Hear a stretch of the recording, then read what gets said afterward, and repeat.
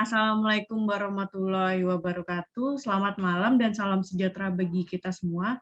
Semoga selalu dalam keadaan baik-baik saja. Selamat datang kepada para peserta webinar Tantangan Orang Tua Turunkan Resiko Adiksi Anak pada Gadget Selama Pandemi pada malam hari ini bersama Kak Rizky Septifani, SPSI, MPSI, yang merupakan seorang psikolog. Yang terhormat kepada Kak Rizky Septifani, SPSI, MPSI selaku pemateri webinar, serta yang terhormat kepada para peserta webinar yang telah menyempatkan diri untuk hadir. Pertama-tama mari kita berdoa dulu supaya acara pada malam hari ini dapat berjalan dengan lancar. Berdoa dimulai. Baik, berdoa selesai. Oke, baik. Sebelumnya, izinkan saya untuk memperkenalkan diri dahulu. Nama saya Zahra Firial Salma, biasa dipanggil Zahra, selaku pembawa acara pada malam hari ini. Berikut saya bacakan susunan acaranya. Yang pertama ada pembukaan dan pengenalan tokoh. Yang kedua ada sesi pemberian materi oleh Kak Rizky. Dilanjutkan dengan sesi tanya-jawab. Dan yang terakhir adalah penutup. Baiklah, sebelum memasuki acara inti, yaitu penjelasan oleh Kak Rizky Septifani selaku permateri, saya akan memperkenalkan dahulu mengenai pihak yang menyelenggarakan webinar parenting ini. Jadi, webinar parenting ini diadakan oleh Bib and Books, dan Bib and Books sendiri ini merupakan sebuah media online yang berfokus seputar dunia parenting. Dan di webinar kali ini kami bekerja sama dengan Beyond Parents, Beyond Child, dan juga didukung oleh Grokmart untuk mengadakan webinar parenting yang berjudul Tantangan Orang Tua Turunkan Resiko Adiksi Anak pada Gadget Selama Pandemi. Dan alasan kenapa sih kok diadakan webinar parenting dengan tema seperti ini ya? Karena sejak pandemi ini memang aktivitas anak itu lebih banyak di luar ruangan, di dalam ruangan, dan sedangkan aktivitas anak di luar ruangan itu memang sangat terbatas karena apa-apa harus online. Salah satunya adalah belajar online atau sekolah online atau school from home ya, biasanya ya. Nah, ketika mereka sedang belajar online itu memang kan media belajar mereka adalah gadget, dan gadget itu baik laptop, handphone maupun tablet dan semacamnya, alat-alat yang sejenis itu, perangkat yang sejenis itu. Nah, dan gadget mereka itu biasanya nggak hanya digunakan untuk media belajar saja, tapi biasanya juga digunakan sebagai media hiburan. Nah, biasanya kan setelah belajar memang nggak hanya orang dewasa saja, anak-anak bahkan bisa sangat jenuh. Jadi mereka menggunakan apa yang ada di sekitarnya untuk diakses sebagai hiburan, misalnya gadget itu sendiri. Nah, nggak jarang juga nih, kalau anak sudah megang gadget, mereka tuh bisa kecanduan loh. Bahkan bisa sampai lupa dengan dunianya sendiri, lupa dengan tugas sekolahnya, bahkan lupa dengan orang tuanya, kayak cuek, acuh tak acuh, biasanya gitu nggak? Nah, kalau iya, nah itulah tujuan webinar parenting ini. Jadi Bib and Books ini mengadakan webinar parenting ini bersama Kak Rizky Septifani yang merupakan seorang psikolog di Mutiara Persada Yogyakarta, dan juga beliau ini si Kak Rizky Septifani biasa dipanggil Kak Kiki ya, juga tergabung dalam Associate Psikologis di Deep Talk Project. Nah, jadi beliau ini akan membawakan materi seputar parenting, cara untuk menurunkan kecanduan anak terhadap gadget itu sendiri, karena kalau kecanduan gadget itu memang dampaknya sudah ya sangat ya cukup ada negatifnya lah, seperti itu. Nggak hanya melek teknologi aja itu yang positif, tapi yang negatif pasti juga ada. Baiklah, kalau begitu saya alihkan saja langsung kepada Kak Rizky Septifani untuk memberikan penjelasan sekaligus materi mengenai webinar, tema webinar kali ini. Baik, Kak Rizky, dipersilakan. Oke, terima kasih Kak Zara untuk kesempatannya. Selamat malam, parent. Aku manggilnya apa nih? Moms, bunda, ayah, atau parent? Parents aja mungkin ya, mom ya. Karena mungkin juga ada bapak nih, ada ibu gitu ya. Jadi aku mungkin akan menyebutnya parent ya, untuk lebih mudah pemanggilan kita istilahnya. Oke, terima kasih parents untuk sudah meluangkan waktunya nih. Besoknya weekend, tapi luar biasa sekali di jam 7 ya. Ini udah mau jam setengah 8, tapi tetap beraktivitas yang produktif ya, masuk dalam kategori produktif. Itu luar biasa sekali, saya sangat mengapresiasi usahanya parents gitu untuk mengulik lebih jauh nih terkait dengan gadget, anak dan adiksi gitu. Itu tema yang memang sangat menarik ya untuk selalu kita bahas gitu. Oke, untuk lebih lengkapnya mungkin saya akan membuka ya materi.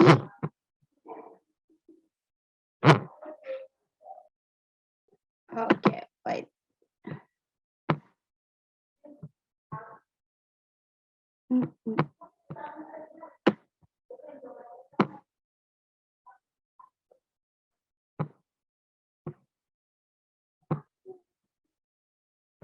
Oke, apakah sudah terlihat?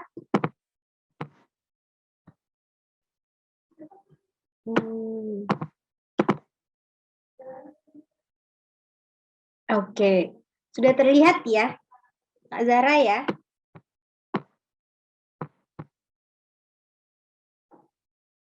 Suara saya terdengar nggak, Kak? Halo? Sudah terdengar, Kak. Oke. Layarnya juga terlihat. Oke. Kita malam ini bakalan bahas nih Kak terkait parent nih, tantangan orang tua ya, tantangan orang tua, gadget dan anak gitu. Perkenalkan, nama saya Rizky Septifani. Tadi sudah sempat diperkenalkan oleh Kak Zahra. Biasanya dipanggil Rizky boleh, Kiki juga boleh ya, parent ya. Kemudian mungkin saya perkenalan sedikit ya. Tadi sebenarnya sudah ada ya, sudah dijelaskan gitu oleh Kak Zahra ya. Biasanya dipanggil Ki atau Rizky gitu. Saya lulusan dari Magister Profesi Psikologi UGM, khususnya dalam bidang pendidikan. Kemudian saat ini memang saya sedang berpraktek ya di psikolog sekolah, sebagai psikolog sekolah di Mutiara Persada Yogyakarta, dan saya juga bagian dari Associate Psychologist dari Deep Talk by Self Talk Project. Nanti bisa dikepo-kepoin di Instagram gitu ya yang mau konsultasi dan sebagainya. Nah, untuk pengalaman itu saya seringnya gitu ya menangani terkait dengan hambatan belajar anak, kemudian hambatan sosial, kemudian hambatan dalam perkembangan anak dan dewasa. Terus juga saya fokus di penelitian terkait stres pengasuhan gitu. Dan kemudian saya juga fasilitator PAUD di Sekolah Murid Merdeka. Itu untuk kesibukan saya saat ini. Langsung saja kita akan membahas terkait dengan kondisi kita saat ini nih. Nah, sebagai parents nih, challenge banget ya, maksudnya untuk di masa pandemi ya, Mams ya. Situasi apa ya, yang tidak bisa kita kontrol gitu, yang tiba-tiba datang terus kayak merubah semuanya gitu. Harus balik lagi nih beradaptasi. Beradaptasi dari yang sebelumnya mungkin bisa nih secara bebas berkegiatan di luar gitu. Terus tiba-tiba harus disuruh di rumah dan dalam waktu yang ternyata nggak sebentar gitu. Kalau nggak kerasa ya, ternyata kita udah lebih dari satu tahun setengah gitu menghadapi pandemi ini, dan itu memang memberikan tantangan yang luar biasa nih untuk para orang tua gitu, karena semuanya serba berubah di lini-lini kehidupannya gitu ya, dari mungkin ada yang terkait dengan finansial gitu, financial ekonomi, kemudian kesehatan, kemudian pendidikan gitu, jelas ya. Dan situasi-situasi ini yang apa ya, membuat kita nggak boleh nih terlalu banyak gitu ya beraktivitas di luar rumah, yang pada akhirnya memang lebih lama di rumah, di dalam rumah gitu. Terus kemudian work from home, ditambah lagi nih yang misalnya work from home ataupun ibu rumah tangga gitu ya, yang biasanya nih Bu, kalau misalnya yang bekerja di luar rumah gitu ya, istilahnya kan itu juga bagian dari refresh kita gitu ya, sebagai seorang orang tua gitu. Itu bagian dari apa ya, aktualisasi diri kita, paling enggak pegang anak nih dulu gitu ya, ada space gitu untuk masing-masing dari kita. Tapi kemudian harus bawa pekerjaan nih ke rumah gitu ya, jadi nggak ada batasan nih, ini sebenarnya aku kerja atau aku harus mengerjakan tugas domestik, jadi campur aduk gitu, bingung pas di awal-awal ya.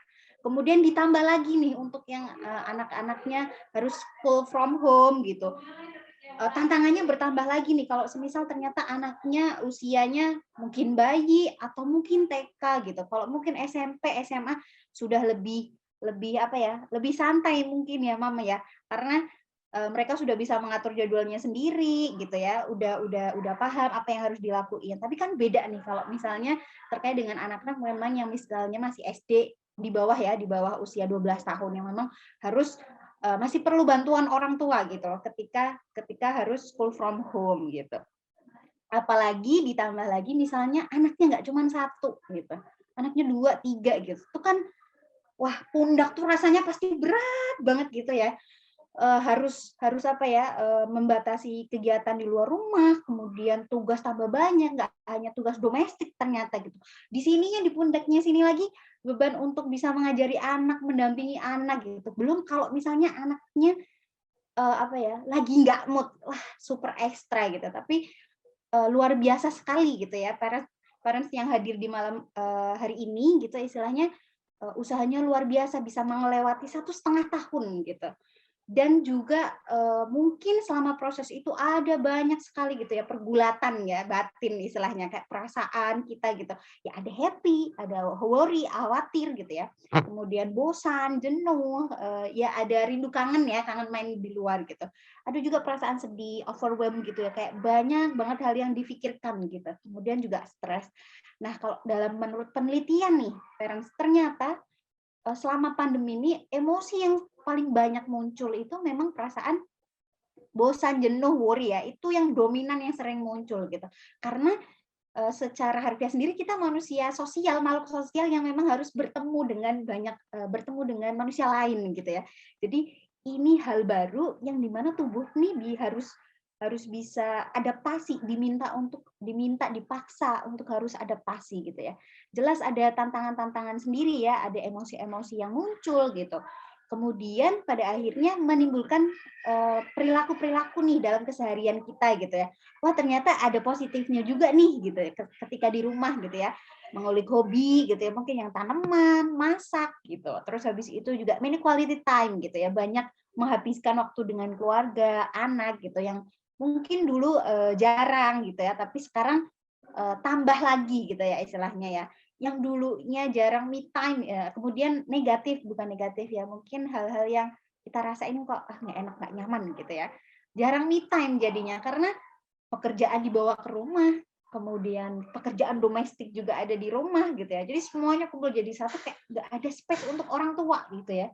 Kayak lelah banget sih gitu ya, kayak lelah, kayak pikiran banyak gitu ya. Akhirnya rasanya ya memang jarang me time gitu ya, jarang menghabiskan waktu untuk dirinya sendiri gitu, untuk para parents nih ya.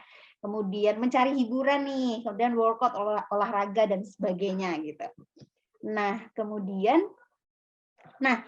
aku pengen tahu nih parents, boleh nggak nih untuk parents bisa scan barcode ini atau kemudian buka linknya ya di menti.com dengan kode 43614486. Mungkin dari parents bisa ini ya buka di web gitu ya, di browsernya masing-masing di HP boleh, di laptop boleh, www.menti.com.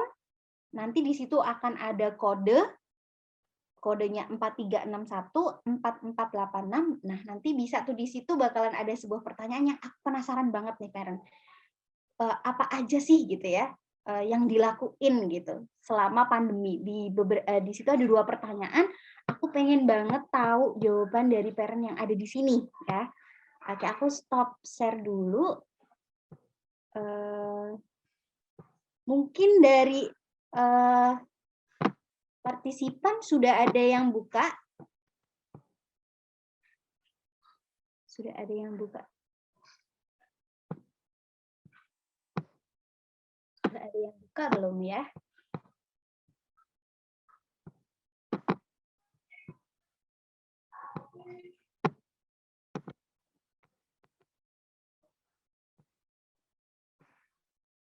Udah belum nih parent? Bentar, aku coba cek ya.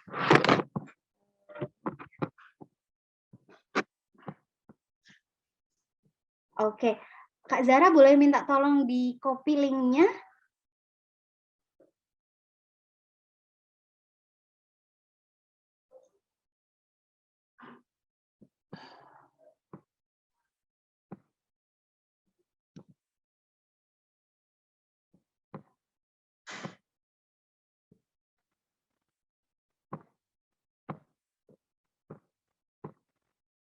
ini kita bebas sharing ya, Moms ya. Jadi santai saja gitu. Jangan tegang-tegang karena malam dan besok juga weekend. Jadi kita nikmatin gitu ya malam ini sharing-sharingnya. Dan saya yakin Moms yang ada di sini adalah orang-orang yang sangat lebih berpengalaman gitu. Saya yakin banyak sekali pengalaman yang dimiliki gitu. Jadi saya pun belajar gitu ya dari Moms yang ada di rumah. Oke, apa nih yang dilakuin Ayah atau Bunda untuk menghabiskan waktu di rumah selama pandemi? Oke, minum kopi, main bareng ponakan. Ada lagi nggak nih? Apalagi nih? Wah, senang banget ya. Apa ya? Me time-nya mungkin ya. Jadinya bisa menikmati kopi gitu. Kopi bisa di waktu pagi atau malam gitu ya. Kemudian main bareng ponakan. Wah, luar biasa sekali. Memfasilitasi gitu ya, nemenin ponakan nih. Jadinya ada teman mainnya gitu ya. Oke, ada lagi? Ini baru satu orang. Ada di selanjutnya.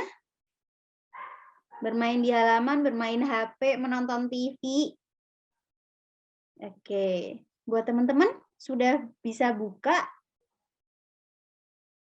Aku tunggu ya, mungkin 5 menit. Minta tolong untuk dibuka linknya. Ini kalau ini anak ya, apa yang dilakuin anak gitu untuk menghabiskan waktunya di rumah gitu selama pandemi. Ada ini yang ada di bermain di halaman gitu, bermain di HP, menonton TV nih. Jadi ada dua, terbagi dua nih, ada aktivitas outdoor sama indoor ya, parent ya. Bermain di halaman gitu. Berarti wah ini apa ya? Berarti badan masih ada kesempatan untuk bergerak gitu ya. Bisa, tapi ini belum jelas sih ya, maksudnya bermainnya apa nih gitu, atau ternyata bermain di halaman tapi juga sambil bawa HP nih, nah nggak tahu juga ya, bermain HP dan menonton TV. Oke, apakah sudah bertambah? Oh, ngajak jalan-jalan. Oke, ada yang ngajak jalan-jalan juga nih, ngobrol bareng keluarga. Wah tadi ya quality time ya, scroll web online shop. Ini sepertinya nggak cuman moms aja nih ya, kayaknya ayah-ayah juga iya nih ya, udah mulai masuk ke check out gitu ya. Nanti tinggal di akhir bulan atau awal bulan, tinggal di check out gitu ya. Makan-makan di teras rumah, wah enak sekali nih. Sudah lama ini aku nggak makan-makan bareng sama keluarga gitu ya, karena di Jogja jadi jauh, jadi cuman bisa video call-an gitu. Oke, ada lagi. Oke, yang ini nunggu yang ini dulu ya. Pertanyaan kedua nih. Main game, jajan di luar, nonton TV, main game, tidur gitu. Kita punya dua kunci nih. Main HP, main game ya. Ada dua. Oke, aku stop share dulu. Oke, ternyata ada macam-macam gitu ya kegiatan yang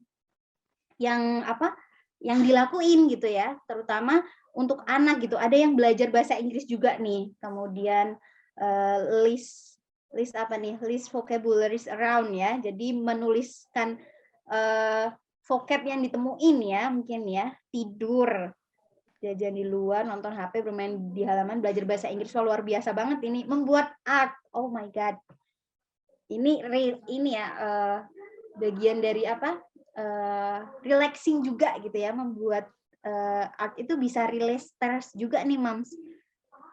Kemudian apalagi? Oke. Ngajak jalan, makan di teras, menikmati hobi, ngobrol, main bareng, rebahan. Oke. Kita lanjutkan ya Moms. Apa sih yang akan kita bahas gitu memangnya? Nah, ada dua kunci, ada dua kata kunci yang muncul gitu. Sebenarnya ini yang diharapkan ya. Yang diharapkan muncul gitu ya. Oke.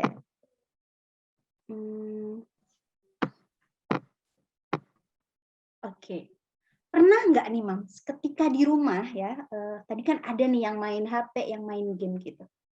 Mungkin aku belum tahu nih, boleh nih Mam ya share dulu, boleh nih share usia anaknya berapa sih rata-rata yang ikut webinar gitu. Jadi nanti kita bisa tahu nih, aku juga bisa jelasin mungkin nggak cuma dari anak di bawah 5 tahun ya, tapi juga di atas 5 tahun akan seperti apa.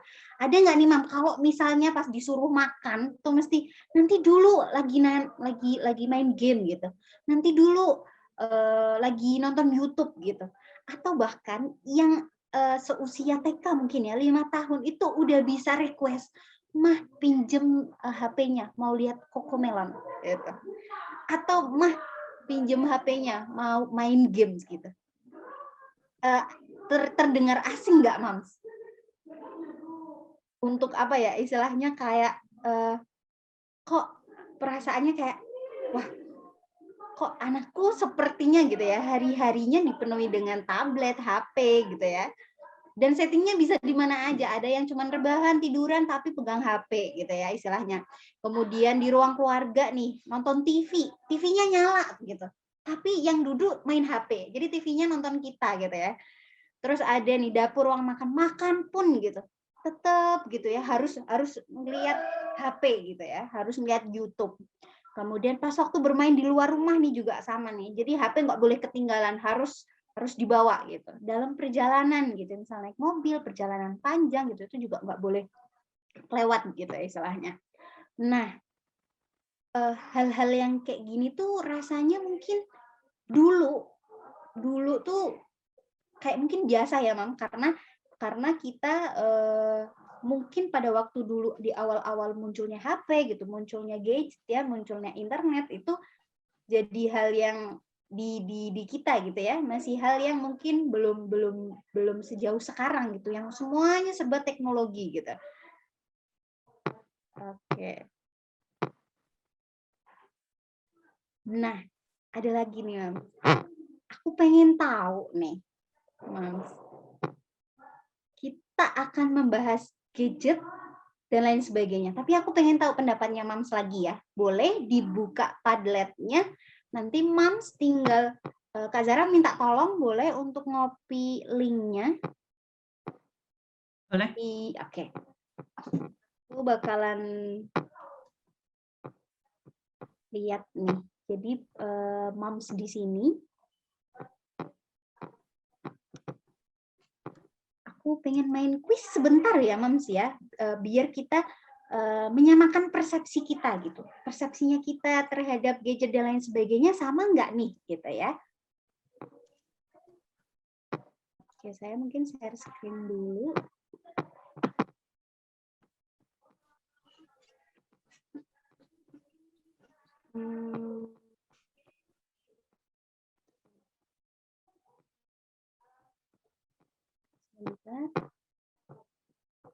Sudah belum ada yang ngisi ya.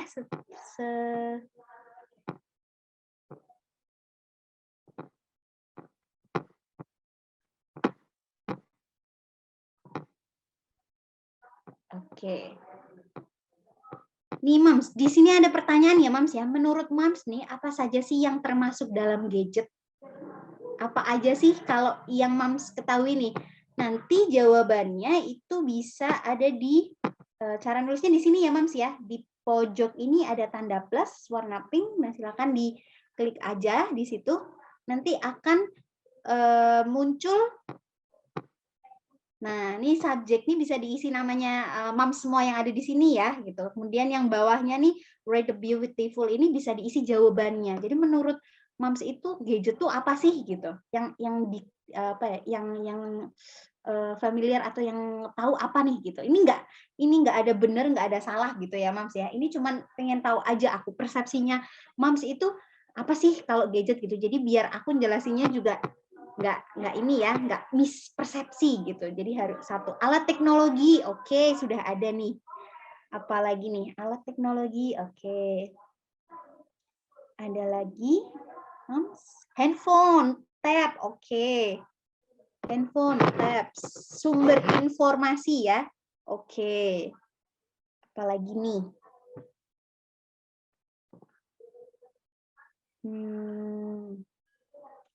HP, TV, tabs, laptop. Oke.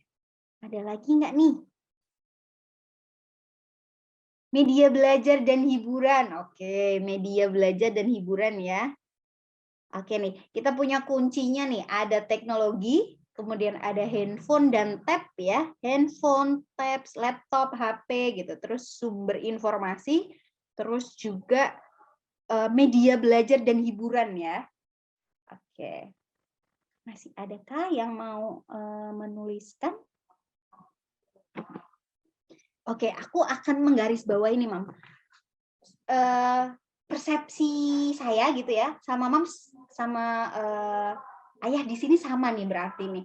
Kalau ada beberapa yang sudah menyebutkan gitu ya. Jadi gadget itu biasanya orang akan mengidentifikasi, misal kita pegang HP ya, langsung bilang nih, oh itu mainnya gadget terus nih, mainnya gadget terus gitu ya. Media yang bikin seneng, oke.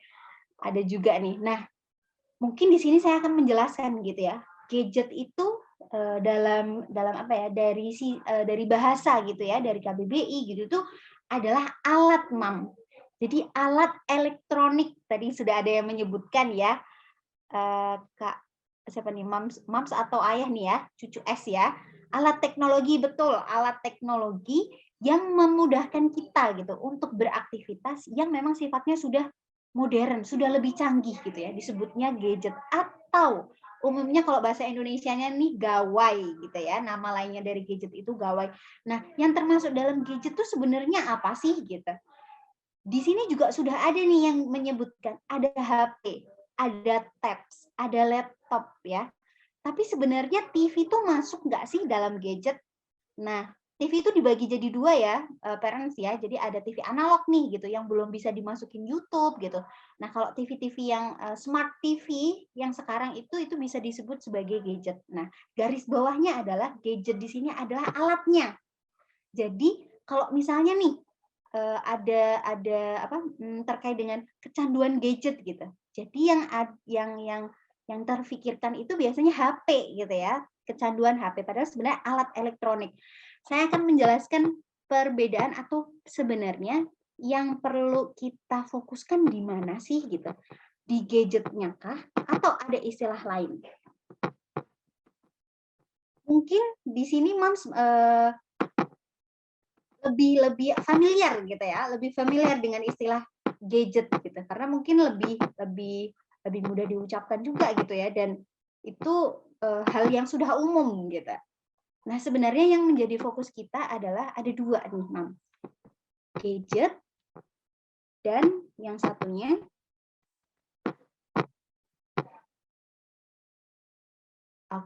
share screen. Screen time. Maaf ya, screen time. Jadi ada gadget sama screen time. Kalau gadget itu alat elektronik yang canggih yang tadi ya, yang kayak HP, kemudian tab, laptop gitu. Kemudian screen time. Screen time ini adalah waktu seseorang untuk melihat layar gitu ya, layar yang ada di gadget gitu. Nah, sekarang coba ya parents yang di sini, sebenarnya anakku tuh lebih sering pegang HP atau nonton atau screen time gitu. Jadi cuman ya sudah yang ada di dalam HP gitu. Karena kalau misalnya adiksi gadget itu biasanya ya Mams ya, salah satunya mungkin ada yang aku nggak bisa nih kalau misalnya suka mengumpulkan atau suka apa ya istilahnya tuh kayak beli gadget gitu loh. Ada jam tangan yang apa yang sekarang bisa apa istilahnya tuh bisa lihat detak jantung gitu ya, bisa tahu gitu. Nah, sebenarnya anak-anak kita nih ada di yang adiksi gadget atau screen time-nya sih, gitu ya. Ini yang akan kita jadi fokus gitu ya.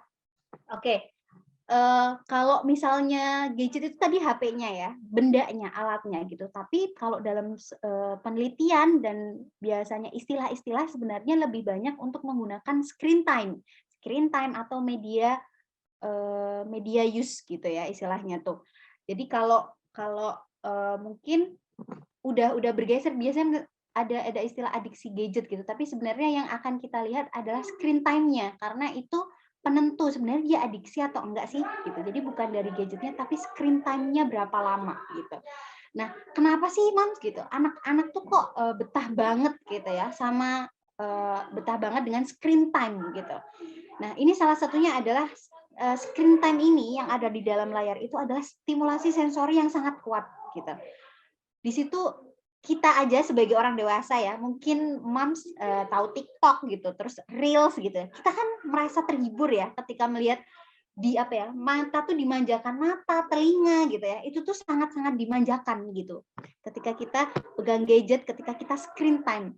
Nah, sedangkan proses anak itu belajar memang melalui alat indera gitu. Jangankan anak-anak kita gitu ya. Jadi ini waktu di awal fase awal gitu. Tuh sehingga otomatis otak itu tertarik gitu dengan stimulus-stimulus seperti gerakan gitu. Gerakan ini berarti yang dari visual ya, warna, suara, auditori gitu. Sensori yang aktif visual dan auditori. Padahal umumnya gitu ya, Mam ya. Otak akan apa ya, maksimal gitu ya untuk berkembang, untuk tumbuh gitu ya istilahnya, itu ketika 5 sensori yang ada di tubuh kita ini aktif gitu.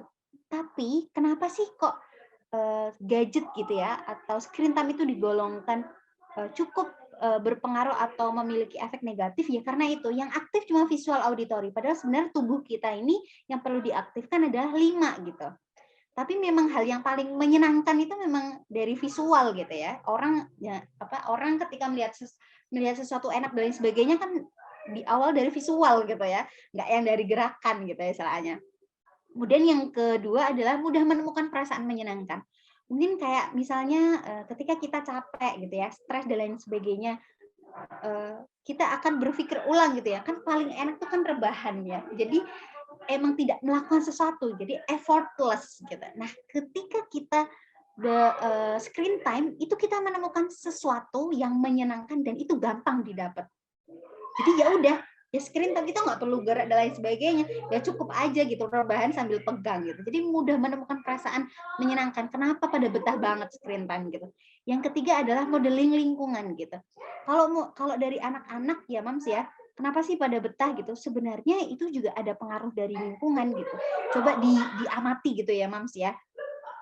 Kalau misalnya kita nih waktu main pegang HP, pegang tab atau nonton film aja gitu. Itu kan anak-anak itu sebenarnya apa ya, rasa ingin tahunya tinggi, penasarannya tuh tinggi. Setelah dia penasaran, dia akan memperhatikan gitu. Apa sih yang dilakuin orang dewasa di sekitarnya gitu. Habis itu mencoba. Kalau sudah mencoba merasa enak, jadi repeat, diulang terus gitu. Nah, hal-hal yang apa ya, jadi istilahnya mungkin kayak penasaran gitu ya, melihat lingkungannya, kok kayaknya kok asik banget sih mereka pada pegang gadget dan screen time kok kayak lama banget gitu. Jadi mereka pun penasaran gitu dan pengen tahu gitu. Terus oke, sebentar ya Mas. Sorry, masih isi webinar. Maaf ya Mas, masih karena di kos ya, jadi agak rame, apalagi malam minggu gitu ya. Kemudian perasaan ingin diterima, mungkin ini kalau zaman sekarang tuh istilahnya kalau nggak punya HP tuh nggak gaul gitu ya, nggak gaul. Mungkin sudah jarang sekali gitu ya anak-anak mungkin yang apa ya, sebagian besar saya yakin gitu, kalaupun nggak punya HP pasti disediakan atau difasilitasi tab gitu. Nah perasaan ingin diterima ini memunculkan kekhawatiran kalau semisal aku nih nggak pegang gadget gitu, aku nggak screen time dan nggak nyari tahu yang lagi booming viral tuh apa sih gitu. Jadi muncul rasa kekhawatiran, ketakutan gitu, akan ditolak sama teman-temannya. Ini yang membuat kenapa sih anak-anak itu, jangankan anak-anak, orang dewasa gitu pun betah banget gitu ya untuk pegang gadget ataupun screen time. Oke, kemudian pertanyaannya nih Mams, jadi boleh nggak sih anak tuh pegang gadget dan screen time gitu? Apalagi kayak di masa sekarang sangat susah ya untuk mengontrol gitu, untuk nggak memberikan, untuk kayak tadi ya melihat lingkungan yang sekarang sudah berbeda gitu. Jawabannya boleh, asalkan gitu ya. Saya akan menggarisbawahi asalkan dengan tujuan arahan yang jelas gitu. Kenapa sih? Gitu. Oke, mungkin aku akan bahas kenapa boleh nggak sih anak tuh pegang gadget dan screen time? Kalau kita melihat zaman sekarang, Mams tahu nggak kalau anak-anaknya Mams sekarang itu masuk dalam generasi alpha gitu. Mungkin ada yang nih yang ada generasi mungkin nggak asing ya dengan istilah generasi baby boomers gitu, generasi X, generasi Y, kemudian sekarang generasi alpha. Generasi alpha ini yang disebut juga dengan native digital, Mam. Jadi anak-anak yang memang terlahir di masa teknologi itu super canggih gitu.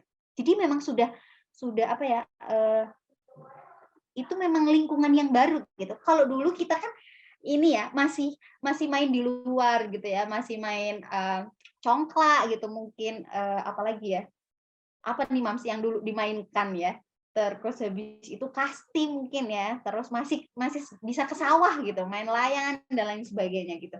Tapi anak-anak sekarang memang dihadapkan dengan lingkungan yang memang baru gitu, bukan baru ya, tapi apa ya, sesuatu yang ya dunianya memang sudah berbeda gitu dengan kita gitu. Jadi kalau orang dulu anaknya kalau main di luar tuh suruh cepet-cepet pulang kan biasanya ya. Udah sore cepetan pulang gitu. Kalau anak-anak sekarang kebalikannya, disuruh main. Karena apa? Orang tuanya pusing. Soalnya cuman ngeliat cuman di rumah aja gitu ya, pegang HP, terus habis itu nggak rebahan. Kayak kok nggak ada aktivitas apa-apa gitu loh istilahnya ya. Kayak cuman di rumah aja. Nah, itu kalau orang tua zaman sekarang kebalikannya gitu. Jadi nyuruh anaknya untuk main sih keluar gitu ya istilahnya tuh. Perbedaan yang sangat luar biasa gitu. Nah, boleh itu dengan catatan apa sih gitu. Kita perlu memperhatikan nih Mams ya, ada batasan gadget dan screen time gitu. Nah, ini aku mungkin hanya menuliskan sampai umur 18 tahun ya Mams ya. Mungkin ada yang anaknya usianya di atas gitu, nanti bisa sambil tulis di pertanyaannya saja gitu. Tapi aku lebih fokus ke yang usia dari 0 sampai 18 tahun gitu ya Mams ya. Kalau misalnya anak kecil itu boleh nggak sih gitu sebenarnya dikasih gitu tuh, kalau dalam pendidikan dan lain sebagainya belum boleh gitu. Kenapa gitu? Bayangin ya Mams gitu, anak taruhlah ini PAUD gitu ya, PAUD-nya KB gitu. Anak-anak usia itu adalah anak-anak yang masih dalam proses tumbuh kembang gitu, di mana otak akan merespon banyak stimulasi gitu. Nah, sedangkan tadi yang saya jelasin, tapi kalau misalnya cuman gadget, yang terstimulasi cuman 2, Mams. Yang stimulasi cuman visual sama auditori gitu. Sedangkan anak-anak ini butuh tumbuh dan berkembang dengan 5 stimulasi tadi. Itu kenapa nggak disarankan gitu. Kalau misalnya bolehlah sekali gitu, cuman video call itu pun nggak boleh terlalu dekat gitu. Karena apa? Karena barang-barang elektronik sekarang yang ada di sekitarnya kita itu punya efek gitu ya, istilahnya radiasi. Nah, tubuh bayi itu belum apa ya, belum se-form kayak kita sekarang gitu, udah kebentuk secara sempurna gitu, belum. Jadi masih dalam proses yang risikonya sangat tinggi gitu ketika apa ya, terkena misalnya radiasi dan lain sebagainya gitu. Itu punya efek gitu, itu punya risiko. Kemudian kalau yang sekitaran umur 2 tahun gitu ya, kalau misalnya orang tua pengen nih ngeliatin ataupun setidaknya video call dan lain sebagainya, nggak apa-apa, asalkan gitu ya, asalkan dengan catatan memang pendampingan orang tua sangat ketat, bahkan waktunya sangat dibatasi gitu. Kemudian yang 2 sampai 5 tahun nih, maksimal 1 jam per hari. Nah, sekarang aku mau tanya nih, Mams, boleh ya ditulis di chat, nanti akan saya baca, kira-kira anak-anaknya Mams nih, atau bahkan Mams-nya sendiri menghabiskan berapa lama sih untuk screen time gadgetnya? Coba, Mam. Aku pengen tahu nih. Boleh ya? Boleh share di chat ya. Kira-kira biasanya dari jam berapa sampai jam berapa gitu. Berapa? Kemudian kalau ini yang dari AAP ini dari luar ya, kalau yang IDA ini dari Ikatan Dokter Anak Indonesia itu 0 sampai 1 bahkan tidak direkomendasikan ya, jadi tidak boleh sama sekali gitu. 1 sampai 2 tahun pun sama ya, hanya boleh video call gitu, itu pun didampingin gitu. Terus 2 sampai 6 tahun gitu ya, 1 jam, maksimal 1 jam per hari. Lebih sedikit lebih baik. Nanti aku akan menjelaskan nih, Mams. Culture-nya kita sebagai orang tua itu, jangankan orang tua, sebagai apa ya, ya manusia gitu ya, ketika dibilang maksimal, ada kata maksimal tuh kayaknya kita tuh bakalan, ya udah kalau belum sampai 2 jam berarti masih aman gitu. Padahal itu tuh waktu yang memang apa ya, mungkin masih aman gitu, tapi di sana kan nggak sampai gitu ya. Jadi bukan bukan berarti kalau misalnya maksimal 2 jam, ya udah dikasih beneran 2 jam gitu. Ya nggak seperti itu gitu loh, istilahnya tuh itu adalah, yang paling memungkinkan, kalau bisa ya lebih sedikit gitu. Oke, ada yang setengah jam setiap screen time, lalu ingat aja paling banyak 2 kali. Kemudian ada yang tiap hari. Tiap hari itu berarti 24 jam ya, Mams, ya? Apakah maksudnya tiap hari itu akan screen time atau mungkin bisa dihitung nih, semisalnya, dari pagi sampai siang ya, berarti kan mungkin dari jam 8 sampai jam 12, berarti 4 jam misalnya seperti itu. Nah, akan lebih mudah gitu ya. Oke. Ternyata, aku nggak tahu nih kalau moms yang di sini gitu ya. Jadi, biasanya ketika respon kita ketika mendengar kata maksimal itu tuh kayak otak tuh langsung, ya udah kalau belum 2 jam ya berarti nggak apa-apa, aman gitu. Padahal nggak seperti itu gitu. Kemudian, ini adalah hal-hal apa ya, yang tadi, boleh nggak sih sebenarnya anak-anak itu screen time gitu?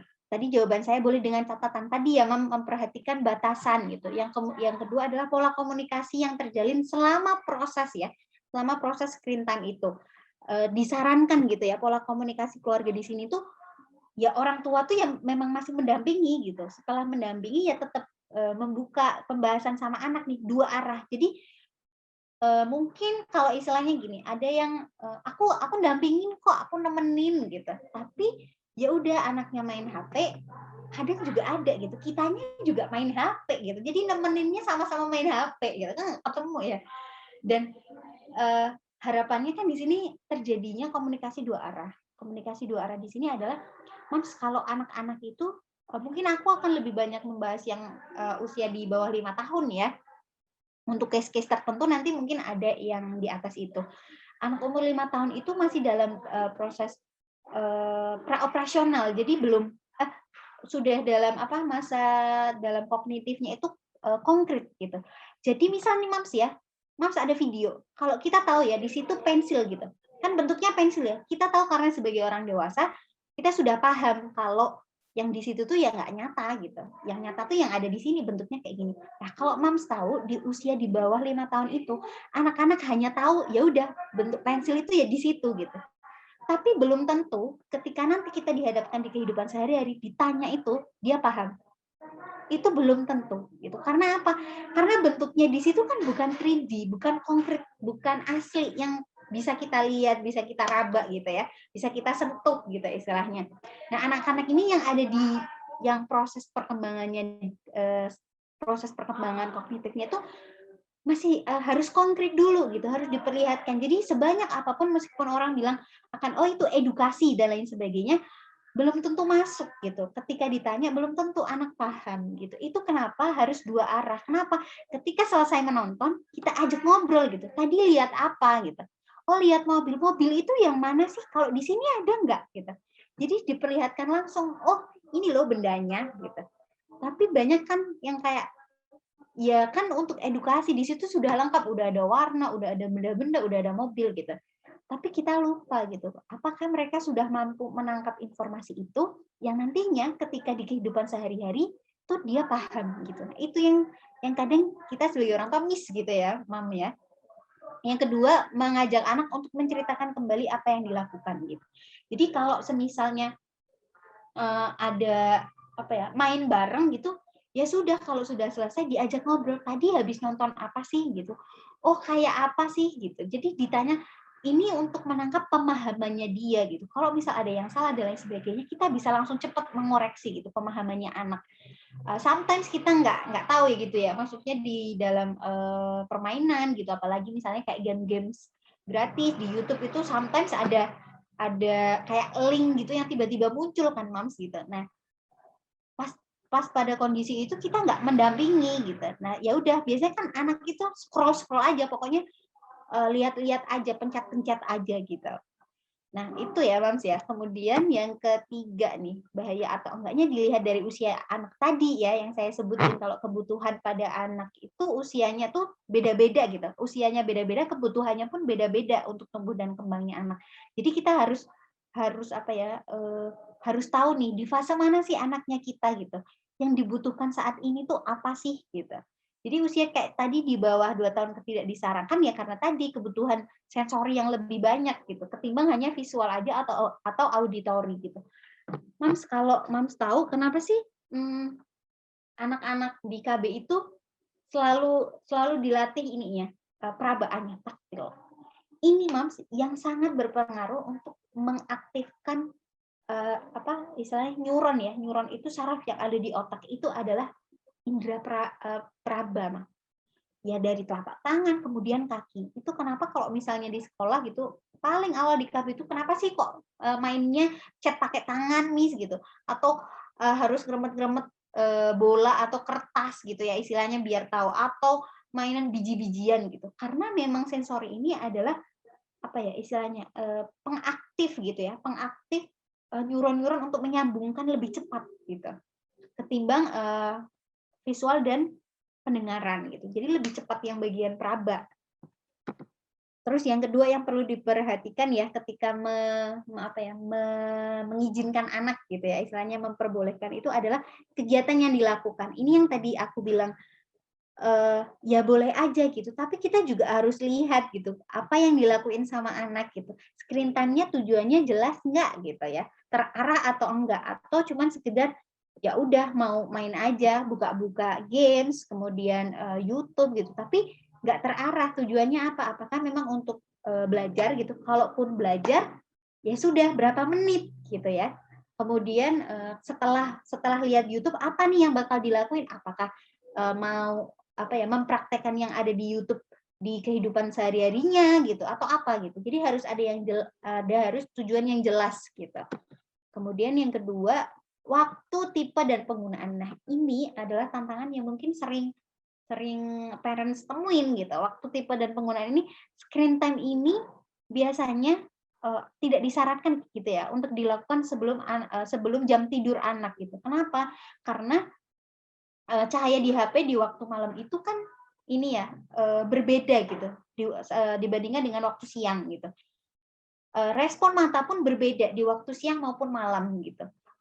Mata akan lebih bekerja secara maksimal gitu ketika di malam hari. Karena apa? Karena pencahayaannya sedikit gitu. Jadi pupilnya tuh ketika gelap tuh kan mengecil gitu ya. Dan ketika kita melihat layar HP dengan kondisi yang mungkin nggak lebih terang HP-nya dan lain sebagainya, itu mata tuh bekerja lebih keras gitu. Itu biasanya kenapa anak susah tidur pada akhirnya. Gangguannya tidur ya, insomnia gitu. Terus bangun nggak nyenyak gitu. Karena apa? Karena mata lelah gitu. Karena bekerja padahal waktunya udah rileks, udah waktunya istirahat. Kok aku disuruh kerja lagi gitu istilahnya. Kemudian yang kedua, observasi penggunaan TV atau smartphone. Jadi ada perbedaan nih, Mams. Untuk kita pun perlu hati-hati gitu ya ketika menggunakan TV ataupun smartphone gitu, gadget sebagai media untuk mungkin hiburan ataupun belajar gitu. Kalau penggunaan TV itu hanya dalam satu tempat gitu ya, Mam ya. Jadi nggak bisa pindah-pindah gitu. Tapi lebih bagusnya mudah diawasin, mudah dipantau gitu. Beda dengan HP. Kalau HP itu kan karena barang kecil bisa dibawa kemana-mana, kemudian aksesnya dia bisa buka apa aja, kontrolnya sangat-sangat terbatas gitu ya. Jadi harus dilihat dulu gitu kecenderungannya dia yang mana nih, seringnya TV ataukah smartphone-nya gitu. Kemudian selanjutnya kualitas konten tayangan. Nah mungkin kayak kontennya, platformnya itu sesuai nggak sih sama usianya anak gitu. Karena kan seperti yang tadi saya sampaikan gitu ya. Kadang kan mungkin kita sudah mencoba udah jaga-jaga nih gitu istilahnya ya. Ini tuh udah di setting YouTube Kids gitu, tapi tetap aja ada konten-konten yang memang nggak selayaknya gitu untuk anak-anak gitu. Kenapa? Karena khawatirnya itu akan beresiko ke satu ya bisa memunculkan apa istilahnya tuh perilaku agresif gitu ya, emosi gitu itu bisa muncul dari tayangan-tayangan yang memang tidak sesuai dengan usianya, mungkin ya memukul gitu. Kadang ada yang terkait sama apa ya secara gambar-gambar yang nggak apa ya nggak senonoh gitu ya, vulgar gitu tuh, itu juga akan mempengaruhi gitu ya proses berpikirnya anak. Nah, mungkin banyak nih Mams yang tanya, terus antisipasinya gimana gitu? Kalau misalnya antisipasi dampak dari gadget dan screen time yang sudah dilakukan sudah cukup lama gitu. Nah, kita mulai dari ngobservasi atau merefleksi dari diri sendiri dulu ya Mams ya. Kenapa gitu? Kenapa kok ngelihatnya kita gitu? Karena bisa jadi gitu untuk menyiapkan suatu hal itu yang perlu diperhatikan tuh ada 3 nih Mams. Kesiapan diri ya, kesiapannya anak dan kesiapannya lingkungan gitu. Jadi kalau semisal nih anak-anak ini susah sekali untuk dikurangin dan lain sebagainya, kita cek lagi nih kesiapan sebagai orang tua. Apakah kita sudah memberikan contoh ataukah kita anytime dimanapun juga kita main HP, pegang HP gitu. Walaupun mungkin nggak screen time, tapi itu kayak HP dibawa kemana-mana gitu istilahnya. Itu yang pertama, kondisi sendiri dulu gitu ya. Yang kedua adalah lingkungan.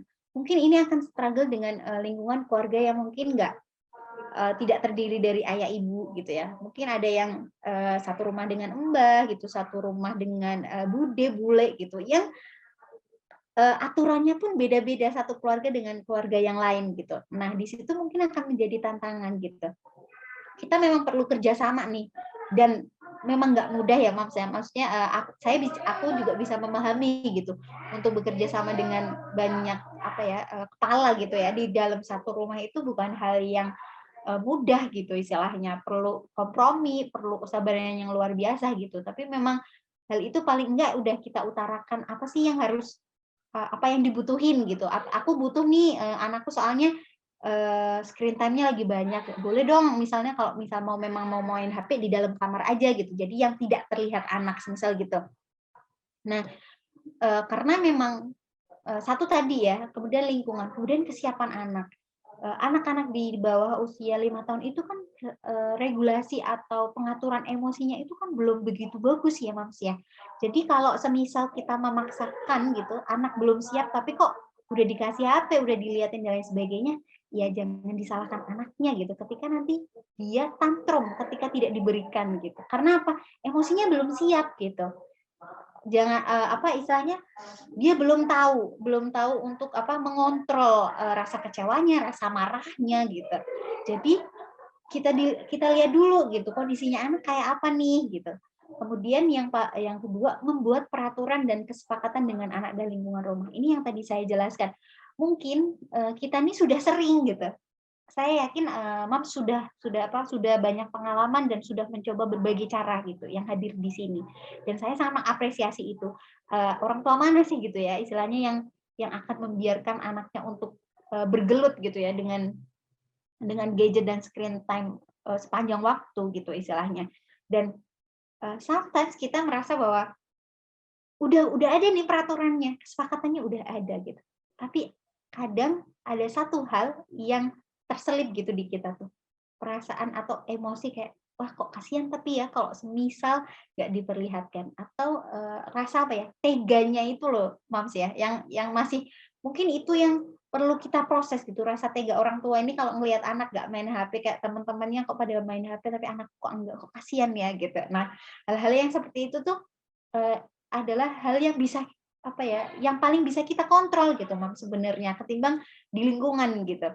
Nah, memang dalam prosesnya ini mungkin di awal akan sulit sekali gitu. Sulit sekalinya dalam artian akan diawali dengan tantrum anak, marah-marah dan lain sebagainya gitu. Tapi ketika itu sudah dipegang, Mams bisa konsisten menerapkan, setelahnya itu akan lebih mudah gitu loh Mams. Memang langkah awal itu akan selalu lebih susah ya gitu. Banyak khawatirnya, kemudian banyak pertimbangannya gitu, dan salah satu hal untuk menghilangkan itu tuh melangkah dan mencobanya gitu. Mencobanya jangan 1, 2, 3, 4 kali gitu, tapi memang butuh proses panjang dan evaluasi. Oh ternyata anakku udah lumayan nih gitu, udah 15-an menit nih mengurangi gitu ya dari 1 jam jadi 45 menit. Nah, ini juga perlu diapresiasi usahanya Mams gitu. Itu udah bagus gitu. Nah, sampai kita menemukan keadaan yang kayak tiba-tiba saudara datang gitu ya. Terus ya udah nggak apa-apa saudara datang main HP gitu. Nah, ini ini ujian gitu ya, ujian untuk para orang tua untuk menetapkan hati gitu, menetapkan hati untuk peraturan dan kesepakatan di anak yang sebelumnya. Ini harus clear juga diobrolin dengan anak juga gitu. Kadang kita juga nggak tega ya kalau misalnya ngelihat anak tantrum dan lain sebagainya. Tapi itu akan lebih baik kalau anak itu memang emosi-emosi itu tuh dikeluarkan gitu. It's okay Mam gitu. Itu hanya butuh waktu beberapa menit aja kok gitu. Kalau misalnya kita apa ya, anak itu kan merespon sesuatu tuh dari stimulus yang dikeluarkan sama orang tua gitu ya. Kalau misalnya orang tua tuh kayaknya mukanya udah agak-agak memelas nih, aku berarti udah berhasil gitu. Anak-anak tuh pinter banget Mas untuk bisa membaca situasi itu gitu. Nah, yang kita perlu lakukan adalah mengencangkan ikat pinggang gitu ya, mengencangkan ikat pinggang untuk mungkin di waktu misalnya 1 atau 2 minggu gitu. Dicoba itu 1 atau 2 minggu itu. Dan konsisten. Di sini perlu kerjasama dengan ayah juga ya, ayah bantu nih gitu. Biasanya kalau habis pulang kerja gitu mungkin capek gitu, hiburannya juga HP gitu ya. Jadi pengennya tiduran sambil main HP gitu. Padahal ada nih anak yang nunggu gitu. Ada juga seorang istri gitu ya yang pengen diajak main bareng gitu istilahnya. Bisa dengan hal itu gitu. Kemudian yang kedua adalah bantuan teknologi gitu. Mungkin tadi ada nih lihat Bu siapa ya, yang tadi udah, "Oh sudah aku kunci kok," gitu ya. Ada itu juga hal bantuan teknologi yang bisa membantu kita untuk mengurangi dampak-dampak tadi gitu ya. Kunci password gitu, dikunci password gitu. Walaupun mungkin kadang anak kan masih tetap berusaha gitu ya, tapi paling enggak tidak mudah. Jadi kita tahu waktu dia buka nih, paling enggak kita aware gitu kalau anak lagi mau buka HP nih gitu. Kemudian aplikasi yang mungkin bisa dijadiin para parents di sini gitu sebagai apa ya, benteng gitu ya di HP-HP-nya itu. Ada yang misal kayak Family Time, Google Family Link gitu ya, Plano Kids Zone, bahkan di HP-HP sekarang itu sudah ada gitu yang ramah anak gitu ya, di settingnya bisa untuk tidak apa ya, berapa menit gitu tuh digunakan itu bakalan mati, nggak bisa dibuka lagi gitu. Nah, itu juga bisa jadi salah satu. Dan dari berbagai kasus gitu ya, Mas, yang aku temui terkait dengan masalah screen time ini, yang memang yang paling berperan itu adalah peraturan dan kesepakatan yang dilakukan secara konsisten. Ini memang apa ya, hal yang paling banyak gitu ya, yang paling banyak keberhasilannya. Tadi ya, peraturannya jelas, kesepakatannya jelas, dan dilakukan secara konsisten. Kemudian, nah, kalau semisal kita udah nih, udah ngelihat gitu ya, udah melakukan gitu, tapi kok ternyata masih susah gitu. Mams, mungkin saya akan menyarankan gitu ya untuk konsultasi gitu, karena proses itu memang mungkin sudah bukan apa ya, ada yang namanya kategori ringan, sedang, berat gitu. Mungkin sudah tidak ringan lagi gitu. Kalau semisal sudah dilakukan semua hal, tapi kok ternyata nggak bisa, berarti sudah keberat gitu ya. Dan itu yang apa ya, yang membuat kita bakalan lebih apa ya, lebih susah lagi gitu untuk mengarahkan, untuk mengurangi gitu. Jadi kalau memang sudah ada nih red flag-nya nih, red flag ini adalah kayak bendera kalau semisalnya kalau moms udah ngelihat ciri-ciri yang ada di anak gitu, ciri-ciri yang ada di sini, bisa segera gitu ya, bisa segeranya bisa ke tumbuh kembang anak gitu, bisa konsultasi ke, sekarang puskesmas itu juga ada psikolog gitu ya, kemudian bisa konsultasi ke tumbuh kembang anak gitu ya. Nah, apa aja sih red flag-nya gitu atau tanda-tanda gitu ya, bendera merah yang perlu kita antisipasi gitu ketika muncul perilaku apa nih, turunnya minat terhadap aktivitas lain. Jadi cuma di situ aja, kalau disuruh misal main sama temennya, misal suruh bantuin orang tuanya gitu, atau sekedar untuk apa ya istilahnya pindah nih dari kasur ke kursi gitu tuh wah udah marah-marah dan lain sebagainya gitu. Nah, ini perlu kita curigai gitu ya. Kemudian yang kedua, mulai menunjukkan FOMO. FOMO ini fear of missing out gitu. Fear of missing out itu kayak misalnya ketika dia nggak main games, ketika dia nggak buka YouTube, ketika dia nggak bisa ngelihat HP-nya, tuh dia udah panik, udah nangis, udah tantrum, udah apa ya istilahnya, kayak aku tuh nggak bisa hidup tanpa HP dan tidak bisa hidup tanpa gadget ataupun screen time gitu. Jadi aku harus dalam waktu sehari ini aku harus nonton gitu istilahnya. Misal itu juga termasuk gitu. Terus yang ketiga adalah mulai berbohong dan manipulasi. Nah, ini mungkin anak-anak usia SD itu tuh udah bisa ya gitu. Jadi misalnya nih Mam ya. Nah, ini ada kejadian gitu di klien istilahnya kayak padahal kayaknya kalau malam tuh udah tidur Miss gitu. Terus HP-nya itu ya udah ditaruh, biasanya kan ditaruh di meja belajar gitu ya. Tapi tuh nggak tahu kenapa dia tuh bangunnya tuh mesti siang gitu. Terus kayak kalau malam tuh aku dengar kayak orang masih bangun dan lain sebagainya gitu. Jadi ternyata waktu proses mau tidur tuh ya udah pura-pura tidur gitu ya. Istilahnya pura-pura tidur, terus kalau udah ngeliat nih, wah udah pada tidur nih, dia main HP lagi gitu. Kemudian manipulasi di sini itu kayak misalnya play victim gitu ya. Jadi kayak oh aku tuh nggak disayang, aku tuh mau main HP aja nggak boleh gitu. Nah, udah mulai keluar hal seperti itu. Nah, itu juga red flag gitu ya.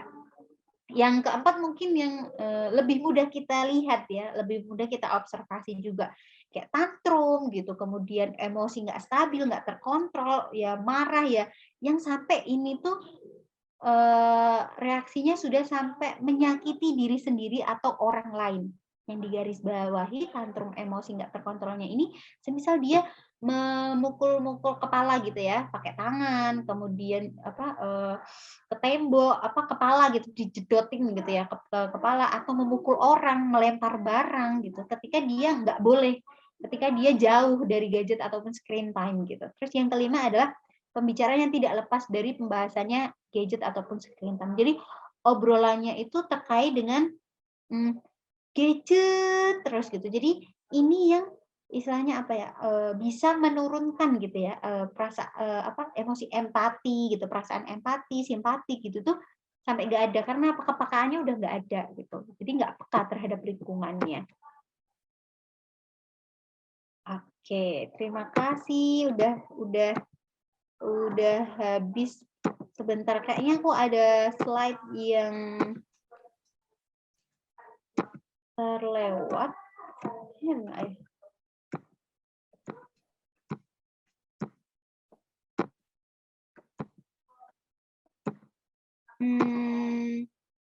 Ya, sudah.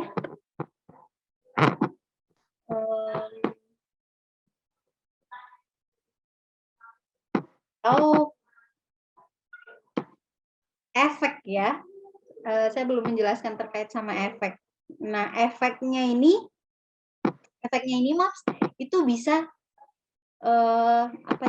kalau misalnya orang bilang adiksi itu ada, jadi sebenarnya boleh atau enggak gitu ya. Sebenarnya ada sisi positif dan negatif sebenarnya, Mam. Anak yang istilahnya mungkin lebih sering main pegang gadget ataupun screen time gitu ya. Mungkin istilahnya kayak kemampuan keinginan tahuan positifnya itu dengan anak-anak yang keinginan tahuannya tinggi. Oke, aku stop share dulu mungkin ya.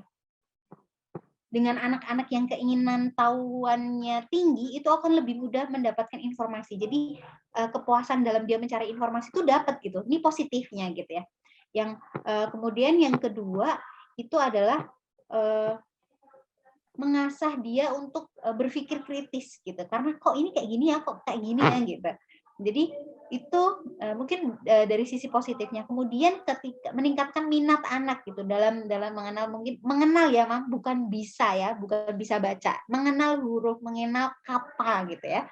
Jadi bukan dia bisa baca, bukan, tapi hanya mengenal huruf dan lain sebagainya gitu tuh terfasilitasi gitu. Tapi juga ada efek negatif yang kalau kita tidak memulainya gitu ya dari sekarang, itu akan sangat mengganggu kondisinya anak gitu.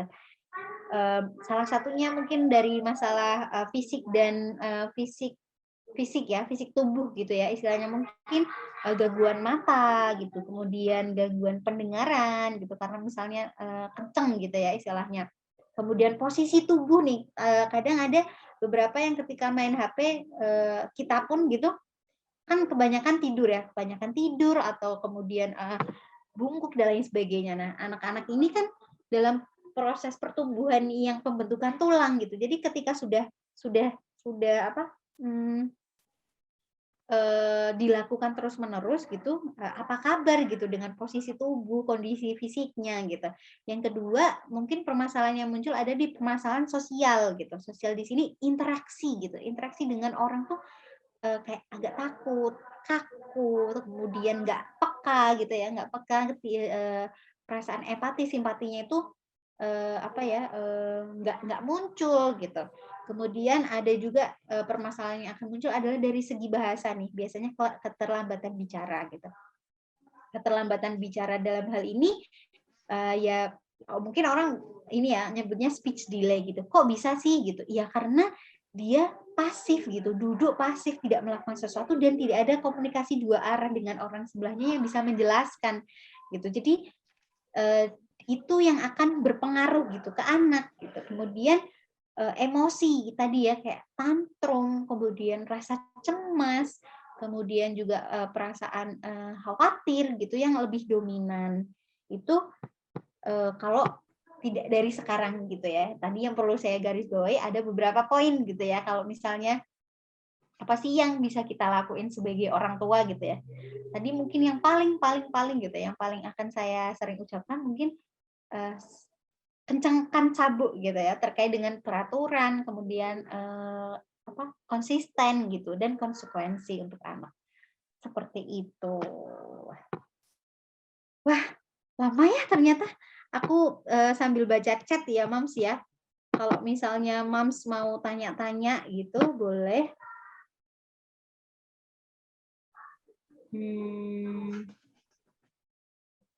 Oke, baik.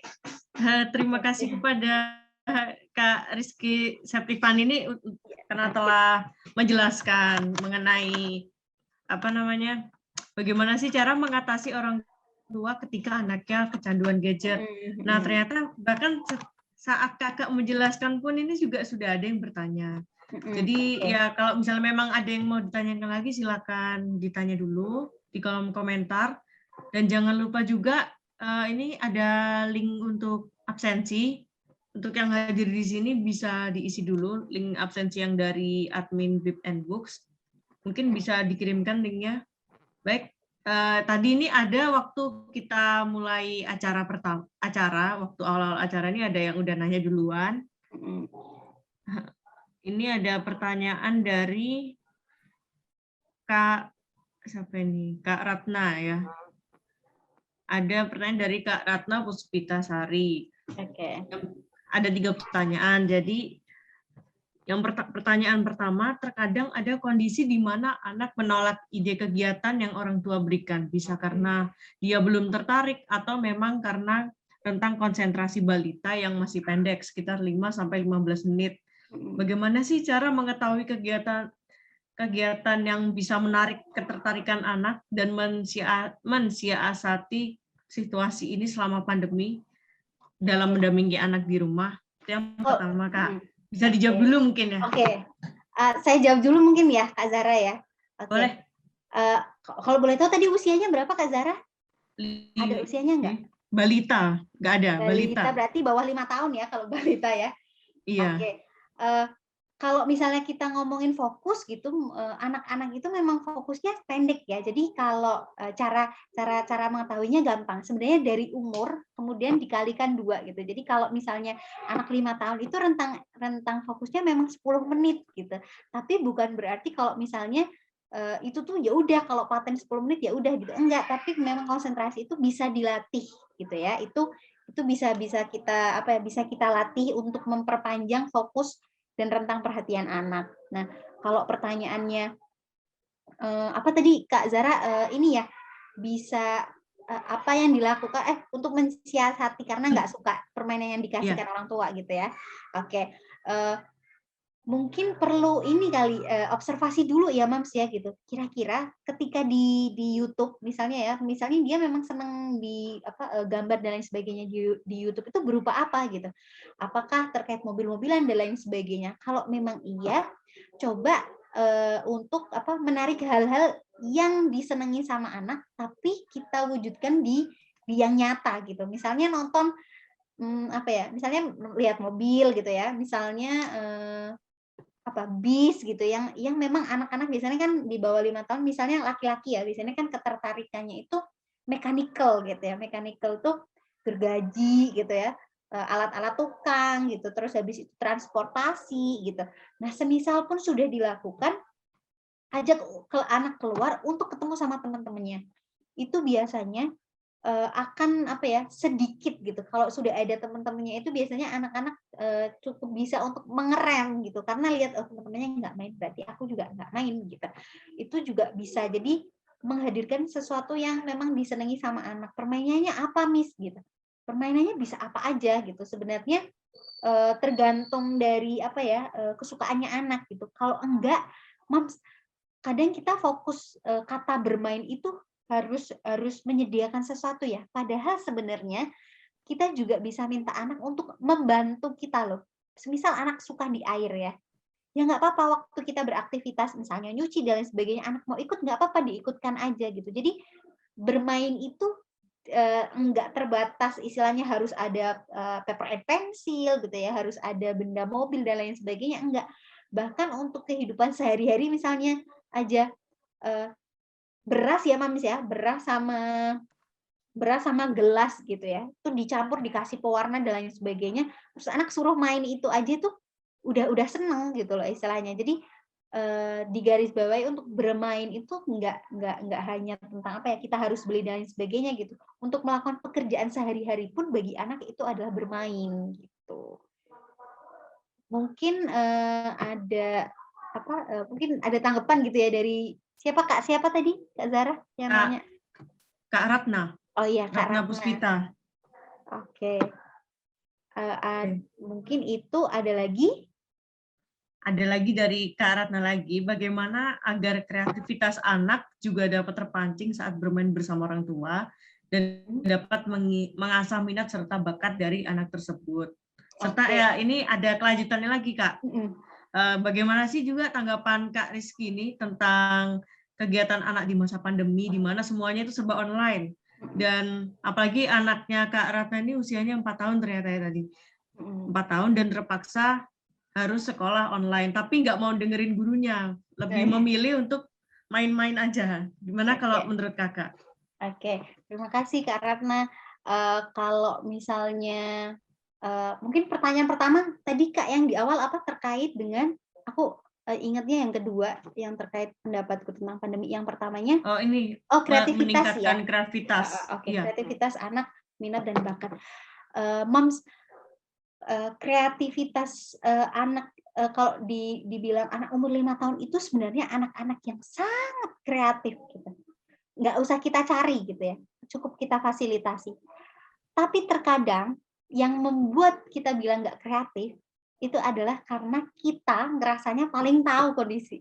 Gimana istilahnya tuh kayak, kita tuh pengennya anak melakukan sesuatu yang kita pengen gitu. Nah, itu kan membatasi gitu. Tapi kalau dibilang gimana sih cara mengasah kreativitas anak-anak ketika dia melakukan sesuatu, mau bantu, terus habis itu misal lagi bermain dan lain sebagainya, asalkan itu aman, jangan dilarang gitu. Jadi jangan banyak bilang jangan, stop, awas dan lain sebagainya gitu. Itu proses anak untuk mengetahui lingkungannya, kemudian mengasah kreativitasnya gitu. Asalkan yang perlu diperhatikan hanya ya diobservasi, kalau memang itu aman, it's okay gitu. Kalau itu masih aman nggak apa-apa gitu. Jadi sometimes kita sebagai orang tua gitu, aku pun maksudnya merasa karena punya ponakan gitu, kemudian melihat juga orang tua gitu ya, kemudian kakak-kakak yang sudah punya anak juga gitu, dan menghadapi orang tua yang di sekolah kadang juga merasa kayak kok anakku nggak gini ya, kok anakku nggak gini gitu. Jadi kita memaksakan pemikirannya kita ke anak-anak gitu. Ya kita itu akan tertutup gitu. Akan tertutup padahal anak-anak itu pure melakukan sesuatu itu udah kreatif itu udah kreativitasnya dia gitu.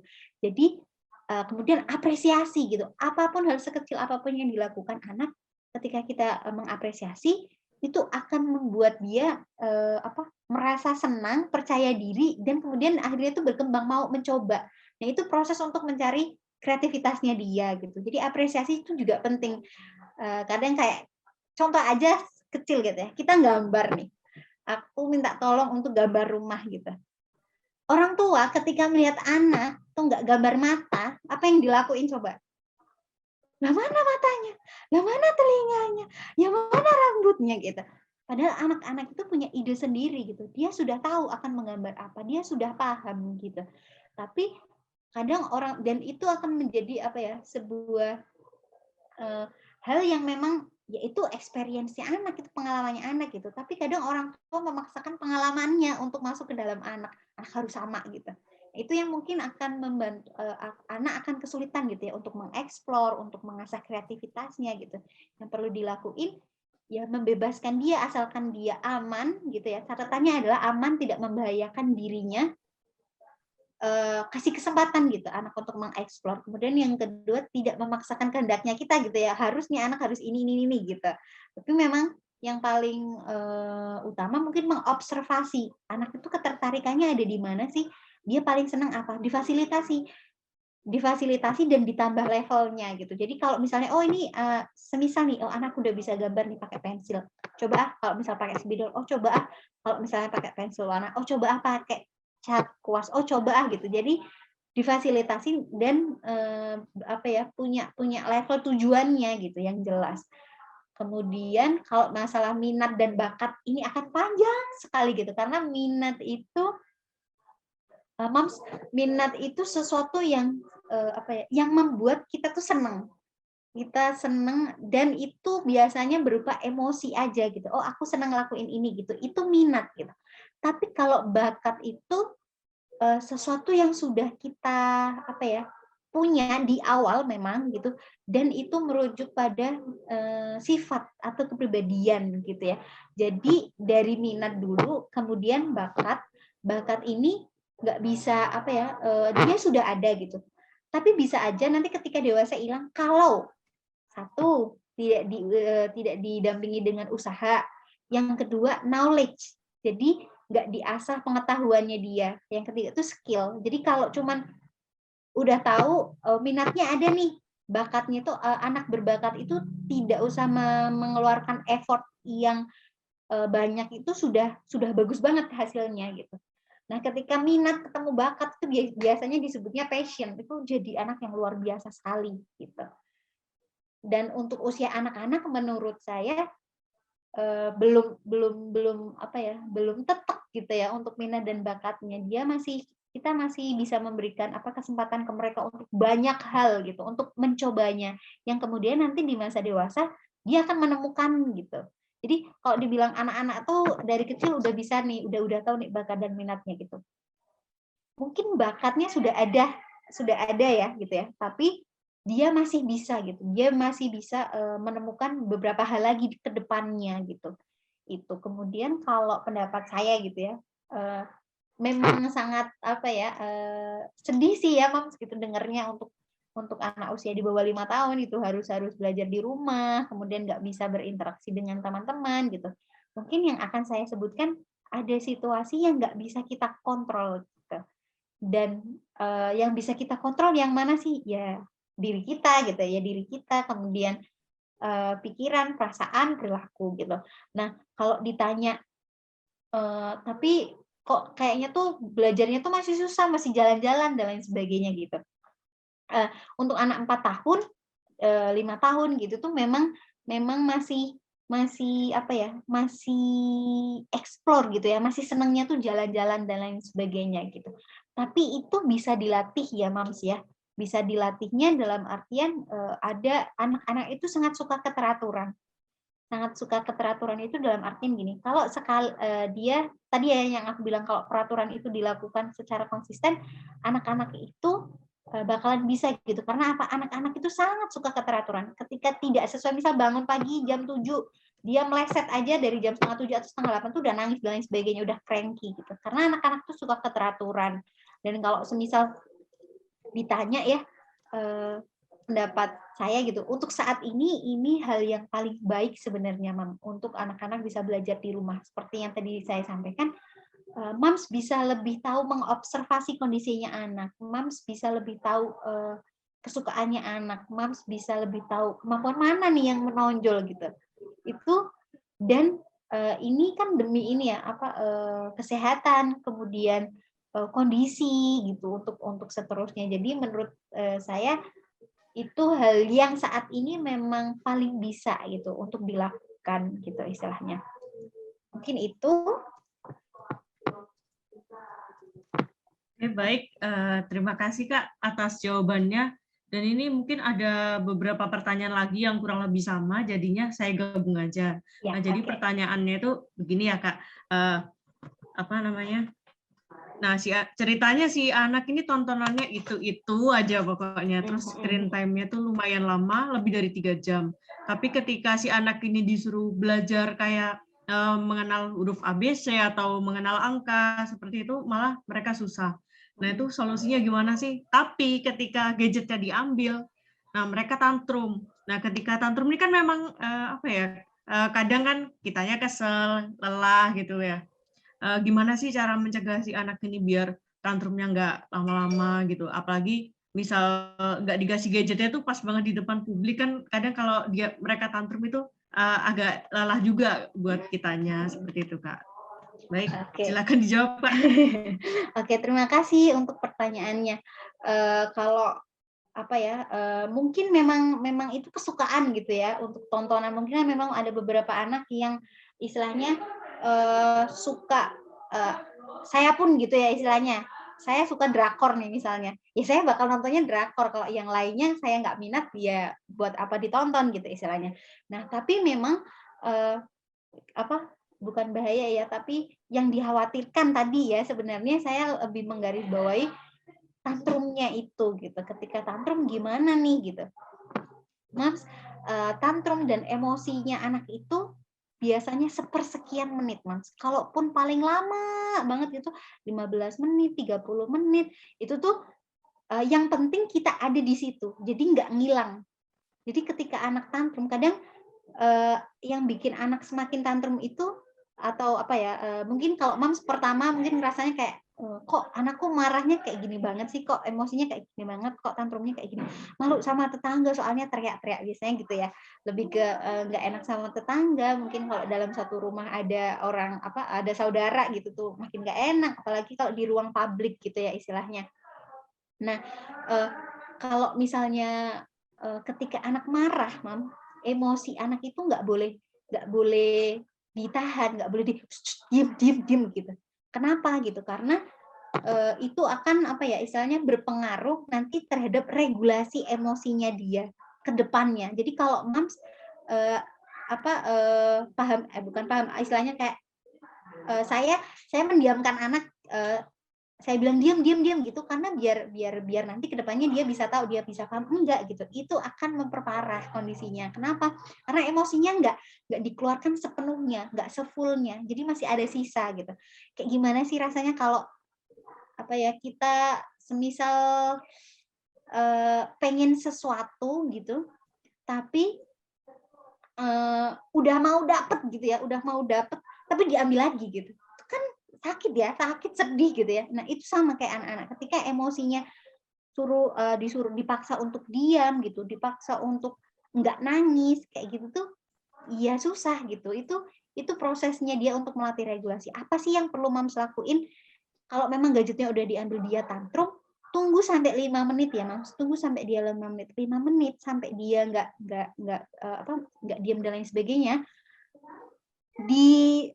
Dideketin dulu aja. Misal dipukul, Mams dipukul dan lain sebagainya, didiemin dulu aja di situ. Ditungguin gitu. Yang paling penting adalah memvalidasi emosinya anak. Jadi gini, Oke, oh adik marah ya sama mama ya karena HP-nya diambil ya. Oke, adik boleh marah, adik boleh nangis, adik boleh teriak, nggak apa-apa gitu. Karena memang adik lagi marah gitu. Yang pertama adalah validasi emosinya gitu. Kita ucapkan, oh dia jadi tahu, oh ini toh yang namanya marah. Oh ini toh yang namanya kecewa. Oh ini toh yang namanya sedih. Setelah itu deketin anaknya. Kalau memang masih berontak, lari-lari dan lain sebagainya, nggak apa-apa. Asalkan mama masih di situ nemenin dia. Jadi dia bisa ngelihat mama, oh aku masih ditungguin. Kenapa? Yang kedua adalah membentuk rasa safe gitu. Safety. Jadi ketika dia marah, dia merasa bahwa dia diterima gitu. Oke, aku diterima nih marahku gitu. Mamaku masih nungguin aku masih ngerasa aman gitu. Itu akan memudahkan dia untuk meng-cool down gitu ya, meng-cool down emosinya dia ketimbang disuruh stop diem jangan nangis dan lain sebagainya gitu. Kalau sudah cukup. Kalau mams lihat nih, oh udah kayak teriakannya dari angka 8 udah jadi 5 nih. Mulai deketin lagi gitu. Habis itu apa mams? Dipeluk, kemudian diusap-usap gitu ya. Kemudian validasi lagi emosinya. Oke, mama tahu nih gitu, mama bisa paham. Kalau misalnya adik marah nih sama mama gitu karena diambil ya HP-nya. Karena mama apa istilahnya pengen adik gitu ya diungkapin harapannya kita atau kepengenan kita, mama tuh pengen ini adik mama pengen minta bantuan adik gitu untuk ngambilin misalnya minum kah gitu atau pengen main, mama tuh pengen main sama adik gitu, kalau adik main HP terus mama main sama siapa gitu. Jadi harapannya orang tua pun tersampaikan di anak gitu. Anak tantrum dan marah itu memang saya bisa memahami mama gitu ya, istilahnya kayak pasti lelah gitu dan kelihatannya apalagi kalau dilihat orang, didengar orang itu pasti malu gitu. Tapi memang untuk membantu anak untuk bisa meregulasi emosinya, it's okay mah gitu. Apa yang dilakuin sama mama dan lain sebagainya ya sudah gitu. Kalau memang tetangga bilang dan lain sebagainya, it's okay. Itu nggak bisa kita kontrol gitu. Yang bisa kita kontrol itu reaksinya mama sendiri gitu. Dan ini demi anak gitu ya, anak untuk belajar regulasi emosi gitu. Jadi itu kalau emosi di anak tuh saya akan selalu menyarankan ya nggak apa-apa kalau misalnya dia marah, ya nggak apa-apa kalau misalnya dia nangis gitu.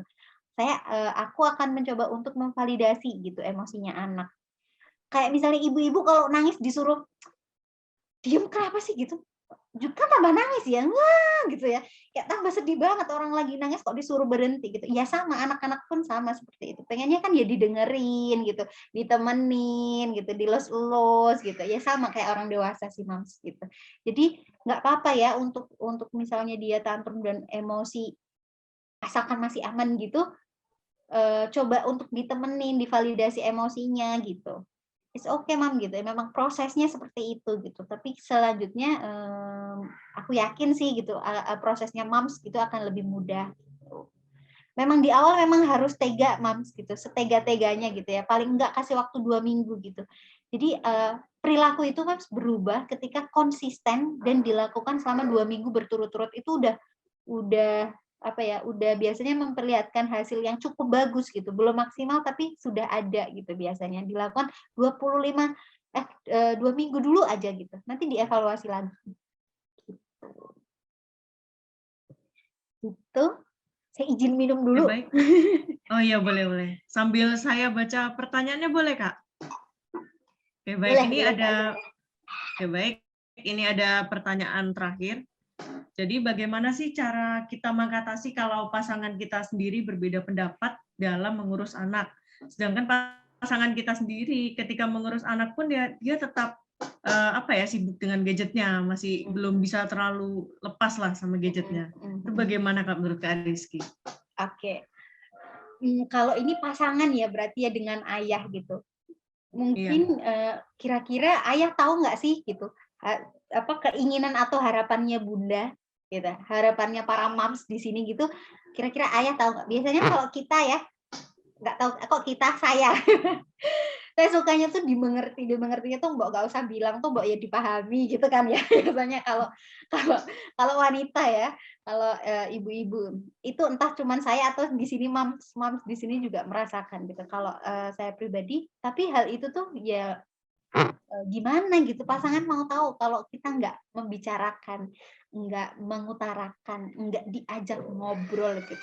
Ngajak ngobrolnya jangan pas habis pulang kerja, Mams, itu pas masih capek gitu. Pasti pengen istirahat dulu, pengen santai-santai dulu gitu. Biasanya waktu yang paling tepat ngajak ngobrol enak tuh pillow talk ya, kalau waktu mau tidur gitu. Anak-anak udah tidur gitu. 15 atau 20 menit aja gitu ngajak ngobrol, kondisi anak kayak gini nih gitu, aku pengen banget nih, aku udah berusaha buat ngejaga ini gitu, aku boleh nggak nih minta tolong sama misal panggil apa nih, mas, ayah gitu, untuk kalau semisal main HP nggak diliatin, misalnya dia karena kerjaan gitu, paling enggak jangan diliatin ke anak dulu, boleh nggak gitu. Atau yang kedua misalnya, boleh nggak nanti kalau main HP-nya pas misalnya anak tidur kah, anak nggak di rumah gitu, intinya nggak lihat ke anak dulu gitu. Dan yang paling utama memang perlu dikomunikasikan secara terbuka gitu.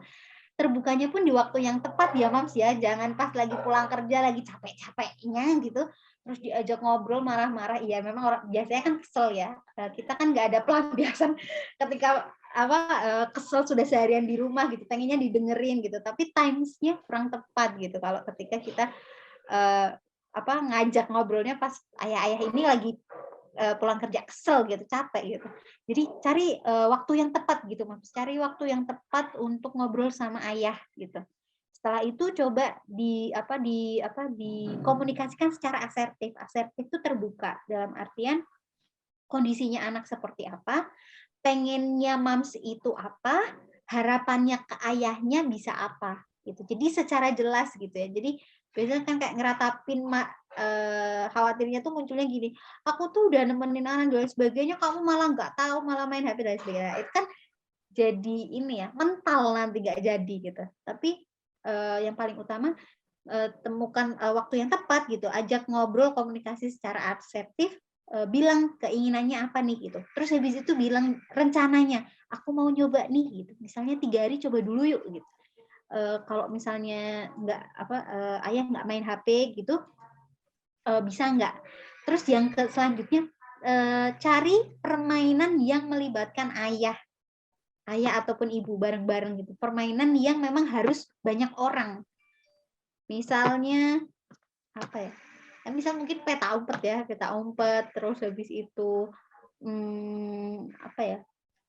Kartu, ular tangga dan lain sebagainya. Intinya yang permainan-permainan memang yang dibutuhkan banyak orang gitu. Nah, itu diajak tuh ayah sama anak gitu.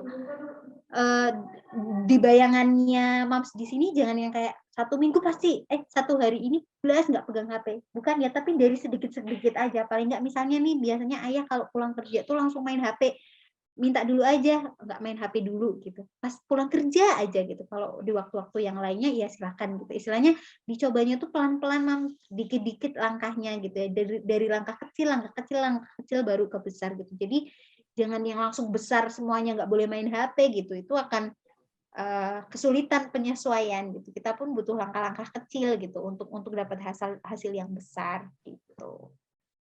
Gitu, Kak Zahra. Mungkin penjelasan dari saya gitu. Semoga membantu gitu ya. Karena memang kalau udah urusan dengan pasangan memang ada resiko cekcok gitu ya, resiko untuk berantem diem-dieman gitu. Tapi paling enggak kita sudah mengusahakan untuk bilang keinginannya kita sih, udah komunikasi dan asertif. Gitu. Oke, baik. Terima kasih Kak Rizky buat jawabannya yang sudah sangat jelas dan detail tentunya ya. Dan saya juga terima kasih, ternyata di sini banyak juga yang bertanya soal itu. Ternyata ya memang nggak hanya sebagian kecil orang, tapi banyak orang tua mengalami hal ini, terutama Iya, betul. untuk anak-anak milenial yang sekarang ya. Iya, Oke, karena memang lingkungan ini sih Kak Zara lingkungan tuh sangat berpengaruh gitu ya terhadap kondisi anak gitu. Jadi memang nggak bisa kalau kita juga mengusahakannya sendiri gitu. Apalagi lingkungan cukup banyak memberikan pengaruh besar gitu. Jadi memang ya ini yang harus lingkungan ini yang kita coba jaga satu-satu gitu ya. Coba kita ajak kerjasama gitu untuk kesuksesan ya istilahnya ya. Gitu. benar sekali itu. Memang ya lingkungan ini sangat berpengaruh. Jadi untuk beberapa rangkuman yang dapat saya ambil dari webinar parenting malam hari ini, yang pertama memang adalah pandemi itu membuat hampir segala hal itu berubah, baik itu dari segi situasi, perasaan, maupun juga perilaku. Salah satunya adalah apapun yang saat ini serba online, atau misalnya sekolah, atau pekerjaan, gitu. Jadinya banyak orang, terutama anak, lebih terfokus pada gadget masing-masing. Dan yang kedua, adiksi gadget itu ada dua, yaitu adiksi gadgetnya atau alatnya, ataukah adiksi terhadap screen time-nya atau waktu penggunaan dari gadget tersebut. Nah, biasanya untuk adiksi gadget ini adalah pada screen time-nya atau media use-nya, karena untuk screen time sendiri ini memang wajib banget untuk diperhatikan. Nah, lalu ada lagi selanjutnya, kenapa sih anak itu betah dengan gadget? Nah, karena anak betah dengan gadget ini karena adanya simulasi sensori yang kuat, mudah membuat si anak senang, dan selalu ada perasaan ingin diterima, dan adanya juga dan pengaruh gadget sendiri yang bikin nyaman itu ya karena ada pengaruh dari lingkungan sekitarnya. Nah, selanjutnya, anak memang boleh untuk memegang gadget dan screen time, tapi harus dengan tujuan dan arah yang jelas. Untuk batasan gadget dan screen time juga tentunya harus diperhatikan, terutama pada usia 0 sampai 18 tahun. Untuk pola komunikasi keluarga juga sangat penting dalam mendampingi anak dalam penggunaan gadgetnya itu. Dapat dilakukan dengan komunikasi dua arah, yaitu dengan membuka obrolan atau bahasan mengenai apa sih yang kamu lakukan, apa sih yang kamu tonton tadi itu, gitu, seperti itu. Dan juga bisa dengan mengajak anak untuk menceritakan kembali apa yang tadi dia lakukan, terutama saat dia melihat HP, apa sih yang dia tonton, gitu. Nah, untuk waktu, tipe, dan lokasi untuk penggunaan screen time maupun gadget juga perlu diperhatikan. Jadi harus tahu waktu juga ya. Lalu untuk antisipasi dampak dari screen time dan gadget dapat didukung oleh kesiapan sebagai orang tua dan juga melalui bantuan dari teknologi. Untuk tanda-tanda dari mereka sudah kecanduan gadget tuh antara lain bisa menurunkan minat dan aktivitas lain, maunya cuma gadget aja. Lalu juga bisa mulai menunjukkan FOMO, mulai pandai berbohong dan memanipulasi sesuatu, dan juga bahkan pembicaraannya tidak akan lepas dari apa yang dia tonton atau bahasan dari gadgetnya, seperti itu. Dan yang terakhir adalah tantrum dan emosinya yang tidak terkontrol. Dan yang terakhir adalah gadget dan screen time memang memiliki sisi negatif, tapi juga tidak dipungkiri kalau gadget dan screen time memiliki sisi positif, sehingga yang membuat anak berkembang. Jadi jangan memandang gadget sebagai hal yang sangat negatif kepada anak, asalkan memang harus diperhatikan penggunaannya dan harus diawasi tentunya ya. Oke, baik. Jadi itu rangkuman dari webinar parenting pada malam hari ini bersama Kak Rizky Septifani. Zara, aku boleh nambahin ya sedikit? Oh ya, boleh, silakan ya. Mungkin ini close statement aja sih, Mams ya. Jangan mudah memberikan label ya, label kayak adiksi, anak kecanduan dan lain sebagainya gitu. Karena untuk apa ya, kayak mungkin psikolog, psikiater gitu ya, dokter-dokter anak gitu, untuk sampai dapat kata kecanduan dan lain sebagainya itu tuh butuh beberapa hal gitu yang harus terpenuhi gitu. Jadi tidak mudah, jangan mudah untuk memberikan label ke anak gitu. Ini anak kecanduan gadget dan lain sebagainya gitu ya. Mungkin bisa mengurangi mungkin keseringan gitu ya, lebih aman terdengarnya keseringan, karena kalau kecanduan dan lain sebagainya itu kayak udah jadi judgement gitu ya, judgement dan label ke anak gitu. Khawatirnya jadi mempengaruhi juga ke anak gitu. Jadi mungkin tidak mudah gitu, atau tidak gampang untuk melabeli anak gitu aja yang kecanduan ataupun adiksinya itu gitu. Terima kasih Kak Zara. Oke, baik. Jadi saya juga mengucapkan terima kasih banyak kepada Kak Rizky Septifani telah memberikan banyak sekali ilmu mengenai parenting. Ya contohnya seperti yang tadi itu cara menanggulangi anak yang udah kecanduan, udah ketergantungan gadget seperti itu ya. Dan saya juga terima kasih banyak, ternyata memang para peserta di sini juga sangat aktif dalam bertanya dan berpartisipasi dalam apa namanya kayak link yang sudah disediakan tadi itu ya, yang dari Kak Rizky itu. Oke, baik. Baik, sekali lagi terima kasih kepada Kak Rizky Septivani telah menjadi pembicara pada webinar parenting malam hari ini. Saya juga mengucapkan terima kasih Ayah dan Bunda di sini sudah menyempatkan diri untuk hadir.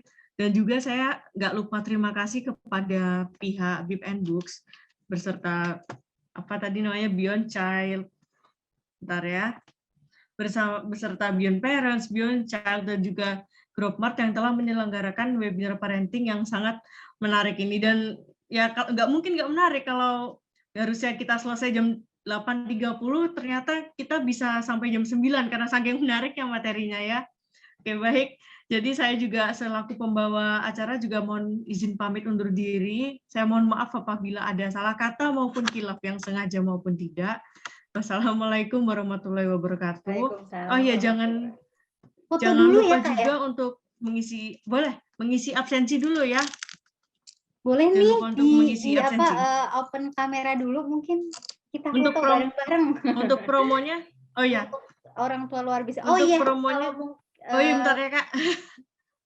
Untuk promo atau info-info menarik bisa gabung di grup WhatsApp BIP and Books. Linknya sudah disediakan oleh panitia ya di sini. Ini bisa saya copy ulang aja ya. Oke. Ini linknya sudah ada di sini, udah saya copy ulang. Bisa langsung gabung aja di chat. Oh ya, kita foto-foto dulu ya. Bentar. Ini bisa open cam boleh banget loh.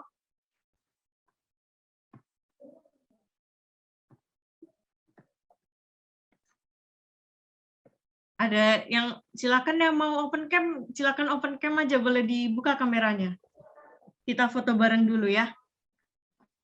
Oh iya, saya juga mau ini, kalau misalnya Ayah Bunda di sini mau berdiskusi lebih lanjut mengenai psikologi anak, mungkin dia bisa menghubungi Kak Rizky sendiri di Instagram di apa namanya tadi itu ya.